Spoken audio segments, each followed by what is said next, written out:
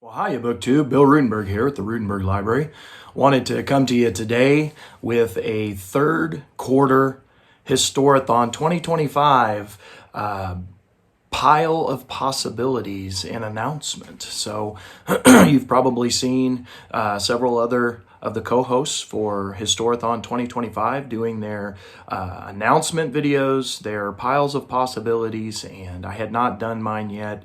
I've had the stack of books here for a day or so. I think 2 days I've had it stacked up, but I've added and added and added, and just going to lead to trouble, as I think what it's going to do. But anyway, I'm looking forward to this quarter. This quarter, the second half of this quarter, is getting right into my wheelhouse, right into early American history. It's what I love to teach with my kids, and so that is what pretty much this entire pile is, all but one book. I got one that deals with the French Revolution, and or it's a biography on someone in the French Revolution that I've been meaning to get to, and hopefully I will get to it. But I have 13 books total in this entire stack, so it's a good size stack. I'm not going to read through every single one of them. I know there are a couple of these that I am 100% sure I am going to get to, and one of them I'm going to start within the next week. And yeah, I'm just excited about this stack. I think some of these will read fairly fast. I'm familiar with some of the authors, and I'm confident I'm going to get through at least a few of them. I'm not going to show you a stack and not get to them. So anyway, if you're not familiar with Historathon 2025, this is a year-long reading initiative that promotes history nonfiction. This brilliant idea was put together by our fearless leader, Vin, over at Revenant Reads, and there is a whole host of co-hosts helping out with this event. We have a Discord server, or a discussion going over on the Discord server for each of the 4 quarters, and then various other things, places to put your videos if you do a review or a book haul dealing with Historathon, stuff like that. Basically YouTube content stuff. We got a spot for that. We've got what did we call them, little side things that so like if you're watching movies that go along with the books that you're reading, or if you're taking vacations, you can upload all that stuff to the Historathon Discord and share that with everybody. Now, with all that being said and done, like I said, it is a year-long reading event. It is split into the 4 quarters of the year.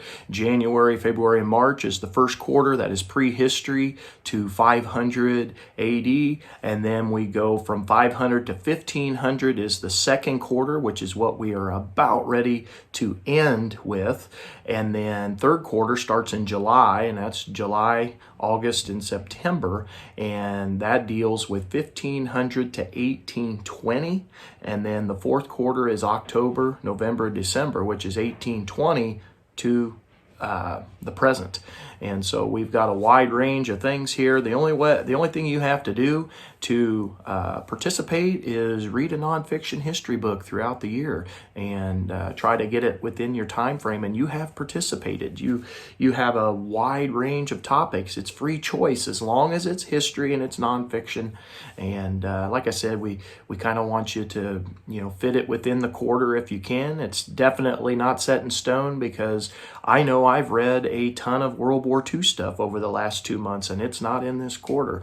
That's okay. But the reason we did this into 4 quarters is so that we could have a good discussion. If you get more people reading in the same chronological time period here, you could easily get more discussion on that, more book recommendations, all that kind of stuff. And so it's been a wonderful event that started clear back in 2023, and so we are on the 3rd year going, and I've been able to be a co-host for all 3 years.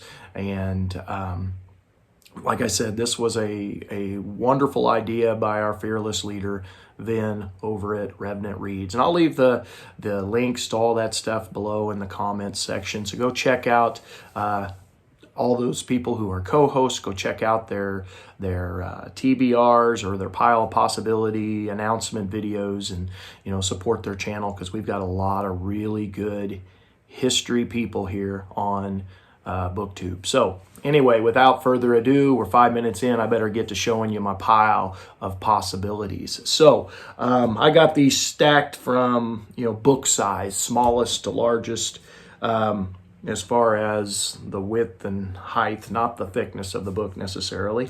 But let's just start in on this. Now, I told you most of this is for me. I'm an American history teacher here in the United States, and I teach 8th grade American history, which covers from Columbus all the way to the Civil War. And if I can get into the Reconstruction stuff, I get into it. I oftentimes start running out of time, but have no fear, it does get covered in the high school class after me when they go into high school. Reconstruction does. But anyway, a lot of these books are on the American Revolution. So this first one that I've got in the stack is by an excellent female author, Carol Birkin, and it is A Brilliant Solution: Inventing the American Constitution. And this was her history book on, creating the Constitution. It says, we know the story of the American Revolution from the Declaration to Cornwallis's, from the Declaration of Independence to Cornwallis's defeat, but our first government ended in disaster, leaving the budding country in a terrible crisis. When a group of men traveled to Philadelphia in the summer of 1787 to save a nation in danger of collapse, they had no great expectations for the meeting that would make history and lead to a document and a government that have outlasted their highest hopes. In A Brilliant Solution, historian Carol Birkin reveals the human strength behind our country's great Constitution. This edition includes a new introduction by the author, which reflects on the nature of the Constitution in the wake of the election of President Obama. So it's a couple years old, but still very, I think very new in my collection. A lot of my stuff's old, so this is a newer one for me, but looking forward to that. Carol Birkin, very well known for her work in early American history with the Constitution. So yeah, there's one. My next one, and this is one of those that I am 100% sure I am going to read. I'm probably going to tackle this very, very soon, possibly tomorrow. But this is a lot of Equiano's The Interesting Narrative and Other Writings, and this is his autobiography and other stuff that he wrote. We read about Equiano in our history class, using his words to tell us what the Middle Passage was like for the slaves coming from Africa to the Americas, and he does a very descriptive job of telling us what that was like, and so that's exactly what I'm reading it for. Now, if you follow my channel, earlier in the year I was reading, or a couple months ago, I was reading several slave narratives, and I wanted to read this one, and then I was like, well, wait a minute, I'll just save this for third quarter. I can easily get to it. I started to run out of time. Life started getting a little busy, and so I was like, I didn't want to get in the middle of it and then have to stop. So I just saved it, and so I'm going to get to this one. It's one I've had for a couple years now that I've wanted to get to, and now I'm going to, and it'll just add to the stuff that I am doing in class. I'm very, very tickled to have that autobiography, especially in that nice Penguin Classics. So here's another one from another female historian, Mary Beth Norton, who is really good with revolutionary stuff. She does a lot of work in women's studies in the Revolution. But this one is her book, 1774, The Long Year of Revolution. And this one was actually sent to me as a gift from the Gilder Lehrman Institute. And so thank you to the Gilder Lehrman Institute. As a teacher, my I signed my school and me up for participating in their program, and they give out monthly gifts, and sometimes it's a book. Every once in a while it's a book. So this year they gave out maybe this was last year. So this may have been even last year. I can't remember when I got this one. I think it was last year. They sent 1774, and I was tickled to death to get it because it's been on my wish list for a long time, and I just never got it. But this one is, in this masterly work of history, the culmination of more than 4 decades of research and thought. Mary Beth Norton looks at the 16 months leading up to the clashes at Lexington and Concord in mid-April 1775. This was the critical and often overlooked period when colonists traditionally loyal to King George III began their discordant discussions, got that in some quotes, that led to their acceptance of the inevitability of war against the British Empire. Drawing extensively on pamphlets, newspapers, and personal correspondence, Norton reconstructs the colonial political discourse as it took place throughout 1774. Late in the year, conservatives mounted a vigorous campaign criticizing the First Continental Congress, but by then it was too late. In early 1775, colonial governors informed officials in London that they were unable to thwart the increasing power of local committees and their allied provincial congresses.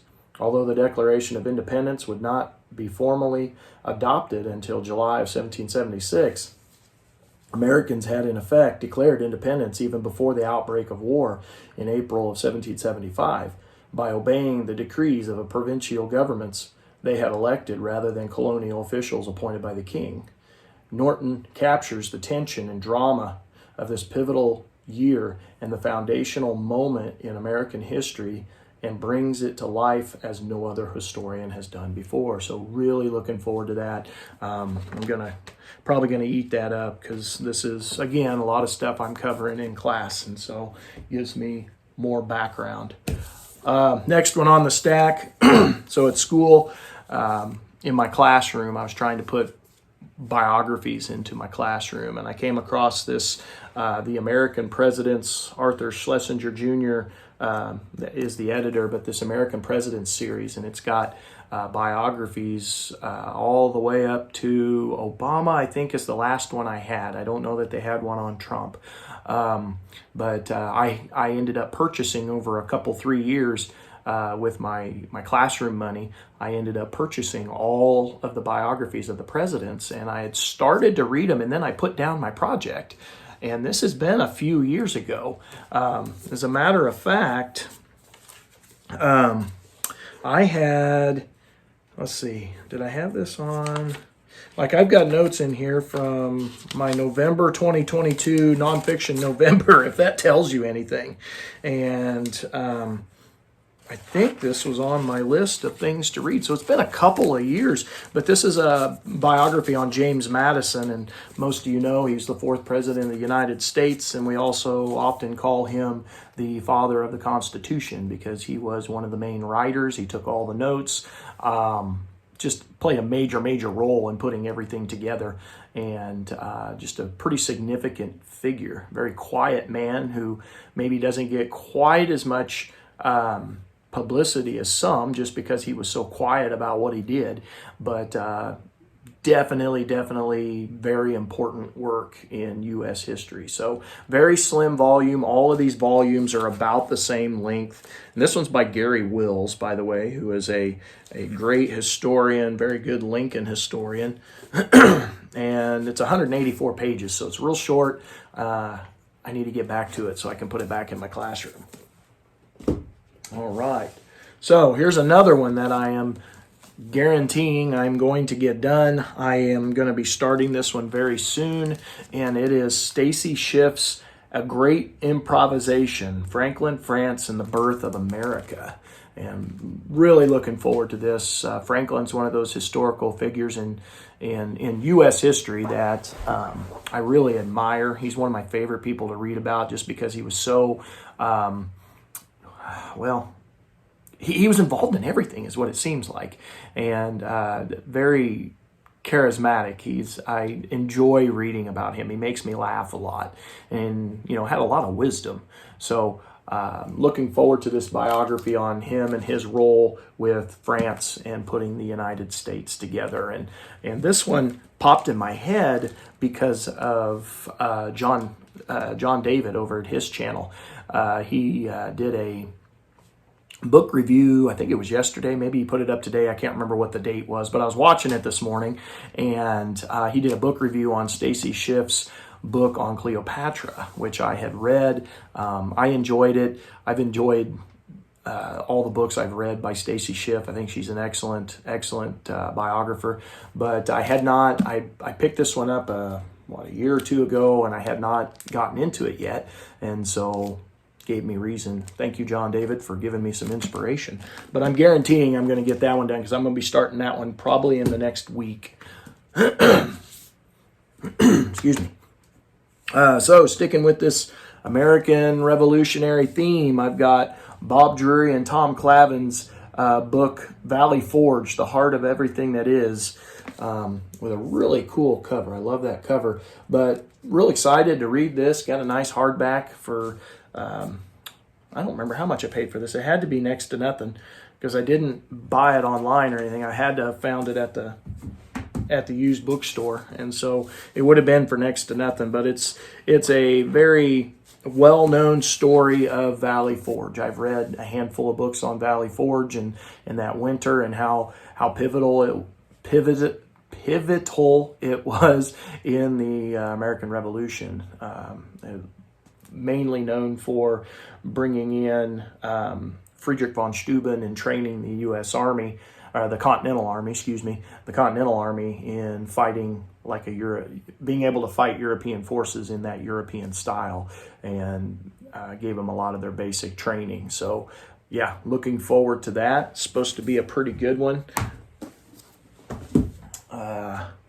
Next one I've had for a few years. I bought it when it was new, thinking I was going to get to it fairly quickly, and then I did not. And he's one of my very favorite authors, and it's Joseph J. Ellis, and it's his book, The Cause, The American Revolution and Its Discontents, 1773 to 1783.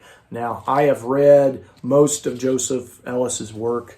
I've read most of them, not all of them. There's a couple of books I still got to get to, but I've read most of them. I was going through his complete works when this one came out, and then I bought it, and then I got sidetracked and went on something else. Very typical of me, but looking forward to this. Joseph Ellis's stuff reads really, really well.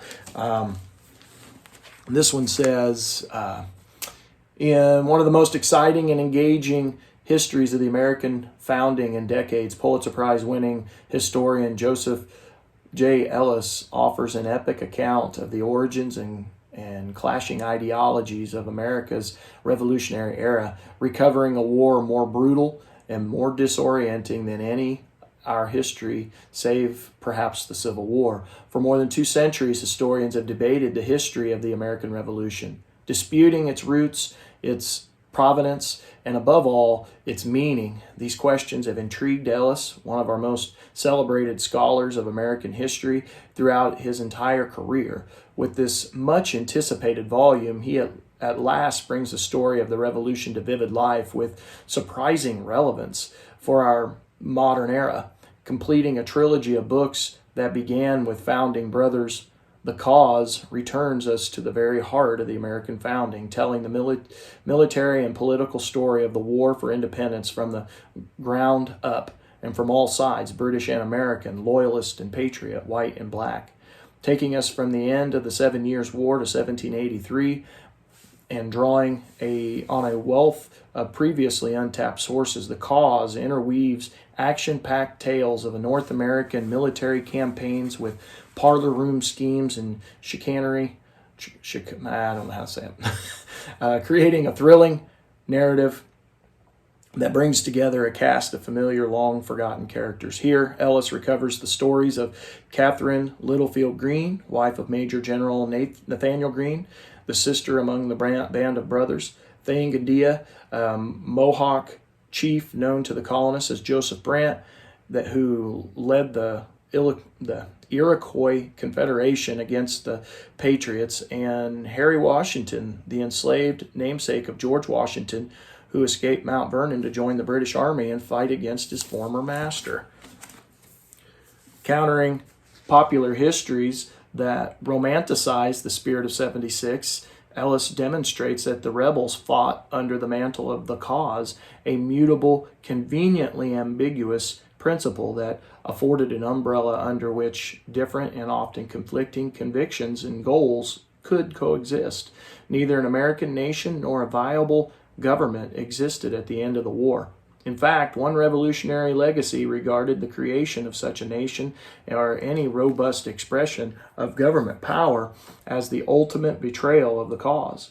This legacy alone rendered any effective response to the twin tragedies of the founding, slavery and the Native American dilemma, problematic at best. Written with vivid and muscular prose for which Ellis is known, and with characteristically trenchant insight, the cause marks the culmination of a lifetime of engagement at the founding era, a landmark work of narrative history. It challenges the story we have long told ourselves about the origins as a people and as a nation. And like I said, Joseph Ellis has wrote a whole bunch of books on the American Revolution. You can see his list of books there. I absolutely love his work. Excited to have picked this up. Excited to finally get it started. Here's another one. This is by John J. Gallagher, The Battle of Brooklyn, 1776. It's exactly what it is. I don't think I really need to say much on this one. It's a history of the Battle of Brooklyn, a not so good tale for the Americans, and the British beat up on them pretty badly in the Battle of Brooklyn. But yeah, I'm excited to read about that. That's another one. And then you can see on my back shelf here, I've got the collection of Thomas Jefferson's biographies by DeMoss Malone. I've had these for a while now. I made it a point a few years back as I was putting certain parts of my collection together. I've always wanted them. I only had 1 or 2 volumes that I found randomly, and I had always wanted them, so I made it a point of buying them, and I finally did. And then they've been sitting there for a couple of years. I need to get them read. So I am picking up Volume 1, Jefferson the Virginian. And this is a 6-volume history of Thomas Jefferson and what he did here in the United States. And so I'm looking forward to that. I suspect these are going to read fairly quick. That's kind of what I've gotten, is they're real good. And people, you always see in the sources and the citation parts of books, you see these are mentioned. So I'm suspecting it's going to be really, really good. This next one was sent to me a couple years ago from Princeton University Press, and I did not get to it, and I keep saying I'm going to get to it, and here I am saying again, I'm going to try to get to this. But this is America Before 1787, The Unraveling of a Colonial Regime by John Elster. So, another one on the building up of the United States early on, and just really looking forward to it. Thank you from Princeton University Press for sending that to me. And I have read that one a few times to you, so I'm not going to read that one again. 3 left here. So like I said, I got 13 books altogether. It's a big pile. This one is Andrew Roberts' The Last King of America, The Misunderstood Reign of George III, and it is a chunky monkey. I am really looking forward to this because I have never read a biography on Andrew Roberts, and George III is one of those figures. He's easy to hate from the American perspective, but I also suspect that there should be some we need to look at him again and maybe see if there's a different angle to view him from here. As a American, is there another way that I can look at him? And so that one is a very well-known biography here on BookTube. It's been talked about a lot, so I suspect that's going to be a really good one. I read some Andrew Roberts works in the past couple years, and I really enjoyed them. So looking forward to what he has to say about King George III. The next one, which I have mentioned in some previous videos, is Rick Atkinson's The Fate of the Day, The War for America, Fort Ticonderoga to Charleston, 1777 to 1780. This is Volume 2, came out this year. Volume 2 of the Revolutionary Trilogy that he is putting up. It's been a few years since the very first one. I absolutely love the first one, and I'm looking forward to diving into this one. It is a advanced reader copy, but that's okay with me. I plan on buying, when the time comes, when I find it for a decent price, I'm going to buy the finished copy. So looking forward to that. Most of you are familiar with Rick Atkinson. He's pretty well-known historian. He did a lot of work in World War II, very famous for his World War II. I think he won a Pulitzer for at least one of his World War II books. So that brings us to the very last book, and it is not American history. The last one that I would like to tackle, that I've had on my reading list for 4 or 5 years now, and I just keep not, like, it gets put on the back burner, and I don't know why. Just one of those things. But it is John Hardman's biography of Marie Antoinette, The Making of a French Queen. And of course I teach this, and I want to get this read for class. This is something that I'm going to be teaching here. Do I teach this one this year? My classes alternate. I'm trying to remember if that's in this next class. But anyway, looking forward to it. Look at those end papers. That's pretty cool. But it's all about Marie Antoinette. And so I'm looking forward to seeing what the author has to say about her. So, BookTube, that is my pile of possibilities / TBR for third quarter Historathon 2025. I hope everyone out there's having a good day. Hope maybe you got some ideas for some things you could read. And yeah, so thank you for watching. And until next time, happy reading.